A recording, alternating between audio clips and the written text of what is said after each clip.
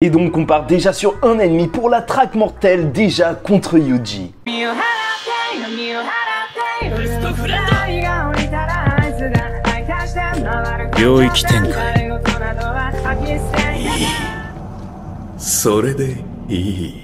Mesdames et messieurs, ici Chage et on se retrouve aujourd'hui pour la review du chapitre 158 de Jujutsu Kaisen Kogane. Et c'est vrai, ce chapitre en fait il revient, il fait un petit point déjà dès le début sur justement tout ce qui s'est passé, car il apprend que Gojo a été scellé, mais surtout Panda il va annoncer que le proviseur Yaga est mort. Et déjà c'est aussi le moment pour revoir à quel point Yuji c'est un bon, tu vois, il va se demander directement à Panda si lui il va bien et tout. C'est vraiment le type que t'aimerais bien avoir comme pote, parce que il est vraiment très sympa. En tout cas, le point que Akari veut en échange de sa participation, c'est justement qu'il le soutienne pour le changement de règles et tout, pour combattre l'ancienne génération entre guillemets suite à tout ça.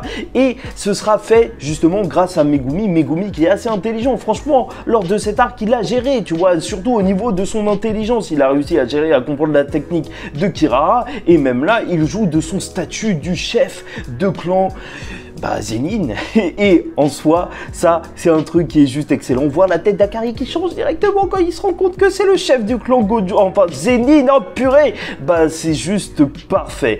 En plus, on sait très bien, et en plus on a même l'indication que c'est le jour d'après que le clan va être détruit par Maki. Ça faisait depuis longtemps qu'on faisait des approximations sur le temps, en fait la temporalité dans ce qui se passait là en ce moment pour Jujutsu Kaisen, et tant mieux parce que en fait comme ça Maki pourra arriver après, et c'est sûr que l'arrivée de Maki sera monstrueuse lors de ce grand jeu. Enfin bref, voilà, après on apprend directement par l'arrivée de Kogane qui vient expliquer un petit peu une nouvelle règle qui a été demandée par Kashimo, et c'est déjà assez impressionnant. Pourquoi? Parce que certes c'est d'avoir le nom et le score de la personne et la colonie dans laquelle elle se trouve, donc tu vois, tu peux un petit peu repérer ton ennemi et savoir un petit peu son niveau, donc ça c'est super cool. Mais déjà ce qui est impressionnant, c'est que ce personnage il a déjà 200 points. 200 points, ça veut dire qu'il a tué 40 personnes, et surtout qu'il était là il y a 400 ans, et normalement ça match à peu près avec la période où Gojo avait dit qu'il y a eu le grand combat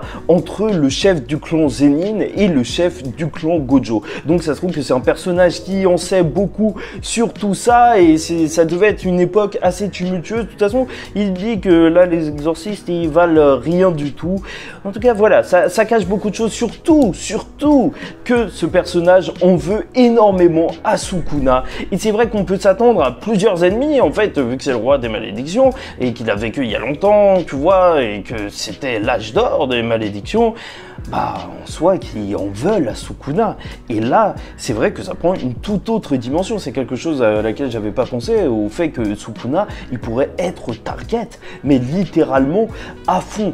Et bon, Yuji, il est déjà inscrit, et c'est ça qui va vraiment choquer. Et c'est vrai que ça, c'est très bizarre, parce que normalement, il y a deux moyens d'être inscrit à la track déjà. C'est soit d'avoir passé un pacte avec Kenjaku, donc avec le cerveau depuis longtemps, ou soit d'avoir une technique maudite liée à Kenjaku qui lui te l'aurait donné, un petit peu à la manière de la sœur de Megumi. Mais là on peut se poser la question pour Yuji, parce que en soi, qu'est-ce que ça veut dire? Ça veut dire que peut-être en fait la relique qu'aurait créé Sukuna, parce que Sukuna c'est un être humain, donc pour devenir une relique de classe S, peut-être que ce serait passé par justement Kenjaku qui aurait transformé les doigts de Sukuna en relique pour qu'il puisse ainsi se réincarner plus tard. Mais même tout ça, ça reste assez mystérieux. Ou peut-être bien que Yuji serait directement inscrit parce que sa mère, c'était Kenjaku.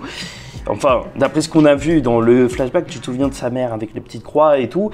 C'est pour ça que là, pour l'instant, je sais pas trop quoi en penser. N'hésitez pas à me dire ça en commentaire. En tous les cas, c'est quelque chose qui intrigue énormément Yuji et Megumi. C'est pour ça qu'il faut pas du tout l'oublier. Il faut le garder dans un coin de notre tête, parce que un jour, on aura une explication sur ça. Il faudra essayer de raccorder tout. Bon, bref. En tout cas, le plan, là, pour Megumi, c'est de contrecarrer un petit peu la règle 8, qui est un petit peu la plus dangereuse, parce que tous les joueurs 100 points au bout d'un moment, ils auront, en fait, ils vont perdre leur technique maudite et donc ils devraient mourir. Et c'est pour ça, en fait, qu'il a pensé à un moyen d'esquiver un petit peu ça. Et donc, il voudrait mettre en place un moment où, en fait, tu pourrais, une règle carrément, où tu pourrais échanger tes points avec quelqu'un. Donc, ça permettrait, tu vois, surtout s'ils sont un groupe, de toujours s'échanger un petit peu de points pour rester en vie. Et il pense même à une autre règle, mais qui serait peut-être un petit peu trop grosse pour utiliser énormément de points pour sortir du jeu.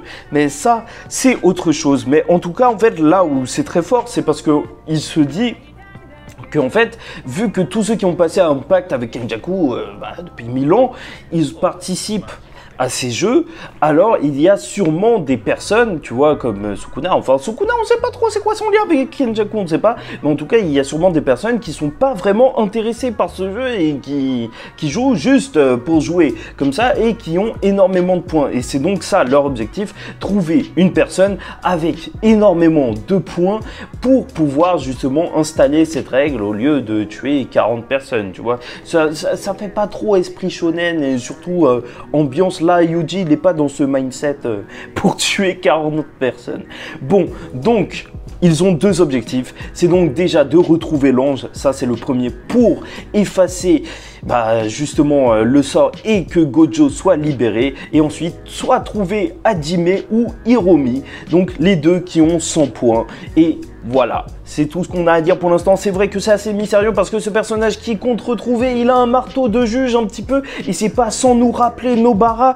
Et je me demande vraiment s'il y a quelqu'un qui va se battre avec un marteau comme ça. Je vous le rappelle parce que les derniers scans, on nous avait dit que les techniques un petit peu anciennes, c'était des techniques que les anciens, ils aimaient bien parce que voilà, c'était des techniques un petit peu plus connues et tout. Et donc je me dis vraiment qu'il y a moyen qu'il y ait quelqu'un qui utilise la même technique que Nobara, tu vois, une technique vaudou avec des marteaux beaucoup plus poussée, surtout que là on va avoir un panel d'anciens exorcistes super puissants. Donc voilà, je me dis peut-être que c'est ça cette histoire de marteau ou peut-être que c'est juste pas du tout ça.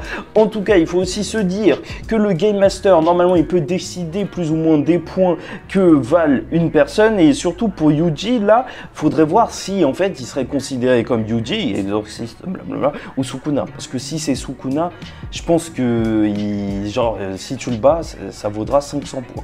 Donc ça risque d'être véritablement mortel. Tu vois cette track mortelle? Vraiment mortelle, surtout si Yuji il a énormément de points sur sa tête, tout le monde va chercher à le trouver. Sans oublier l'électron libre qu'est Maki et qui aura aucune énergie maudite, on sait même pas comment elle va pouvoir participer à ce truc. Ça se trouve qu'elle va arriver, elle va même pas participer, mais elle va participer et qu'elle aura tué tout le monde. Ça c'est notre délire, ça c'est Maki, ça c'est quelqu'un qu'on veut voir. Et c'est vrai que concernant la sœur de Megumi, ce que je pense qui serait intéressant, parce que là normalement ils vont l'amener au jeu, parce qu'il faut qu'elle participe au jeu, sinon elle va mourir et tout, mais ce serait intéressant soit que tu vois elle ait déjà commencé le jeu et qu'elle galère, soit qu'elle ait déjà commencé le jeu et qu'elle ait tué tout le monde et tout. Après, est-ce qu'une technique maudite peut rendre fou? Peut-être, peut-être pas. C'est vrai qu'on n'en sait pas beaucoup sur elle, mais normalement elle a l'air d'être sympa, donc je pense pas qu'on part sur un délire comme ça, mais ce serait assez sympa de voir qu'elle a déjà pris les devants et qu'il se passe déjà des choses. Enfin bref, j'espère que vous avez apprécié cette vidéo, vu que je suis pas dans mon cadre habituel, alors elle est faite de manière un petit peu plus artisanale, on va dire ça comme ça, artisanale pour une vidéo YouTube, c'est super chelou, mais bon, en attendant la semaine prochaine et la prochaine review qui sera bien plus détaillée, parce que là c'est peut-être un peu compliqué, je vous dis ciao tout le monde. Si j'ai oublié des trucs, n'hésitez pas à en parler, ou si je me suis trompé, n'hésitez pas. Likez ou dislikez la vidéo si ça vous a pas plu, commentez et abonnez-vous parce que chaque semaine on parle de Jujutsu Kaisen comme vous le voyez. La semaine prochaine ce sera plus posé. Bon, à la semaine prochaine et je vous dis paix sur vous.